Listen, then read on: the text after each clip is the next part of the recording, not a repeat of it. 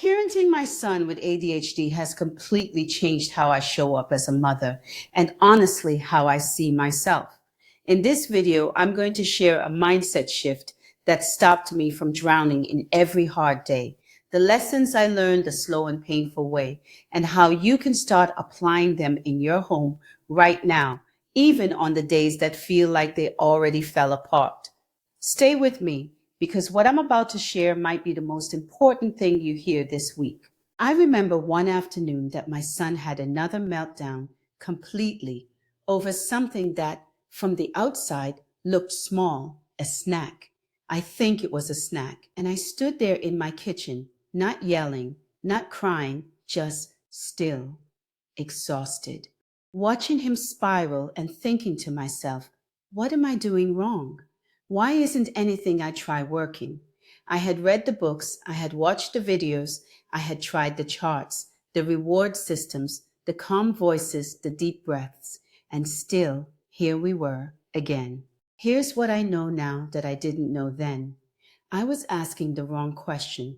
I kept asking, how do I stop this? When the real question was, what is this trying to tell me? That shift from control to curiosity changed my home.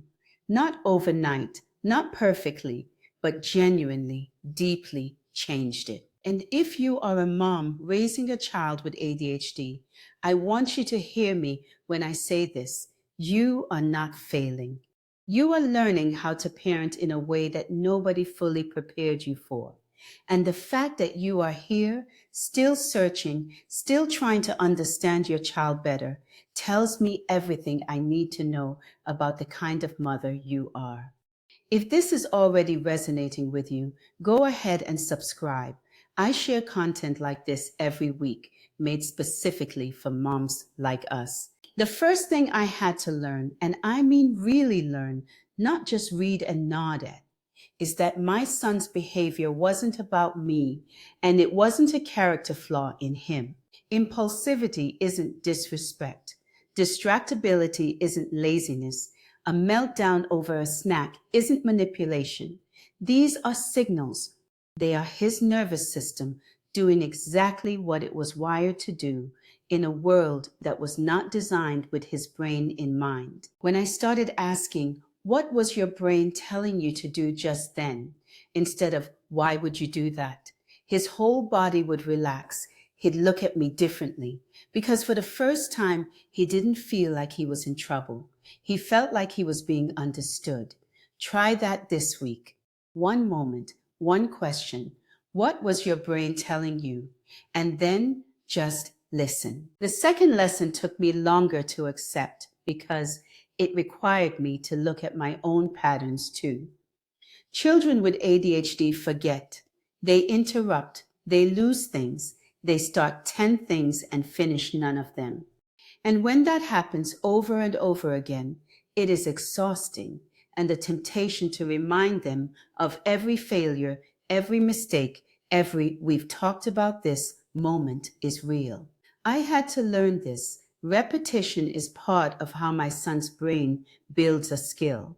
He doesn't need fewer reminders. He needs the reminders to feel different, less like judgment, more like coaching. So instead of, how many times do I have to tell you?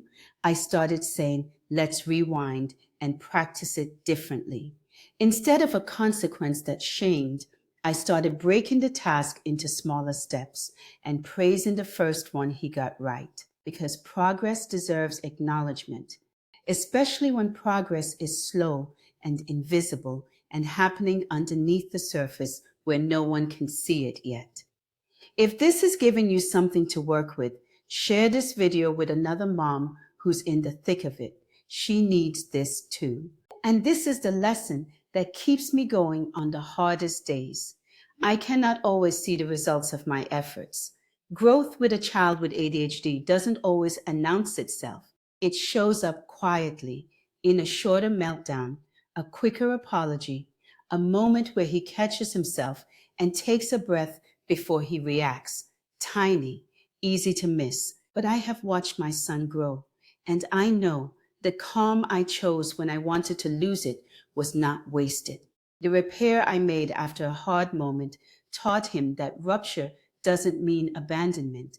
Every boundary I held with love taught him that structure and safety can exist in the same breath. You are making deposits, even when you cannot see the balance, even when you feel like the account is overdrawn.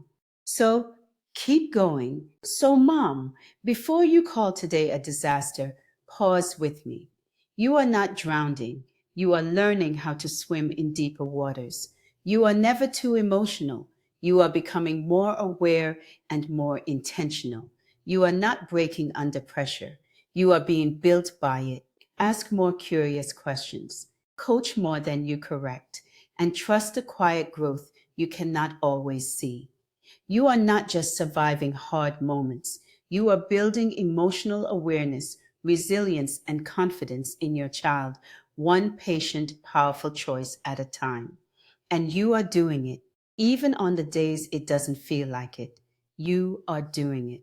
If this spoke to you today, I'd love for you to subscribe and join me here every week.